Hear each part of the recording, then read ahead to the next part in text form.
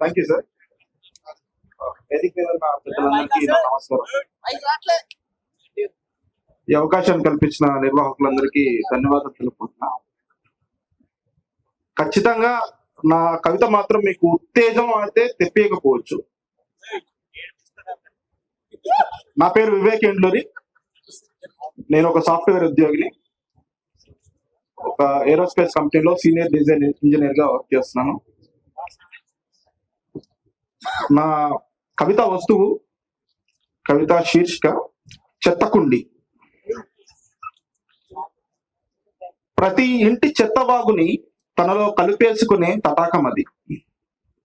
వీధి అందం కోసం గల్లీ చివరకు విసిరేసిన పుట్టుమచ్చది. మచ్చల చందమామ ప్రతి రాత్రి ప్రతిబింబించే మురికి అద్దం అది. స్ట్రీట్ లైట్ కింద నీడను కప్పుకున్న ఓ మూగ సాక్షి అది. మనిషి మనసంత మురికి దాని తనువంతా. స్పందన లేని దాని గుండెలోతుల్లో మాత్రం ఎన్ని అగాధాలు. పనికి రాని పిచ్చి పూలు విరబూసినట్టు దాని కొప్పంతా ప్లాస్టిక్ కవర్ ఉండలు. భూమి పొరల్లో కరిగిపోని ఈ విష పేలికలు దీని సొరుగులో మాత్రం నల్లగా కాలిపోతూ ఉవ్వెత్తున విరబోసుకుంటుంటాయి. దాని పొట్టలో రెండుగా చిరిగిన ఎన్నో పెళ్లి శుభలేఖలు, చించి ఊడ్చేసిన ఏటీఎం స్టేట్మెంట్లు, కాగితాలు, మొండిపడ్డ బ్లేడు ముక్కలు, విరిగిన బకెట్లు, మలమూత్రాలు నిండిన పిల్లల డైపర్లు. రేపొద్దున వరకు ఇదో నిండు గర్భిణి.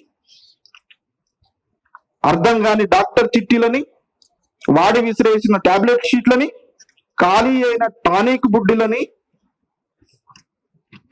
మింగి మింగి ప్రసూతి ఆసుపత్రి వాసనలతో గుబాలిస్తుంటుంది. కొందరు తమ రహస్య ప్రేమల సారాన్ని కండోంలో చుట్టి దీని కడుపులో పడేస్తే చీకట్లో దొర్లిన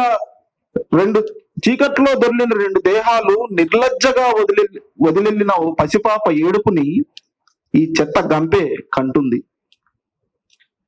వండి వదిలేసిన అన్నం పిల్లలని, ఈగలు ముసిరిన నీసుకూరలని, వాసన కొట్టే కూరగాయ చారుల్ని డొక్కలెండుకుపోయిన ఓ మూగపిల్లకి, పిల్లలకు పాలిచ్చే ఓ తల్లి కుక్కకి విస్తరై సమానంగా పంచుతుంది.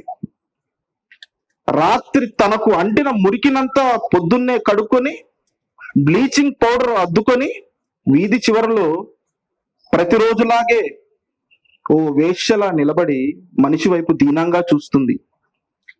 ఈ రోజైనా మనసులో పేరుకున్న కొంత మురుగు నురగని తనలోకి పంపుతావా అని. ధన్యవాదాలు.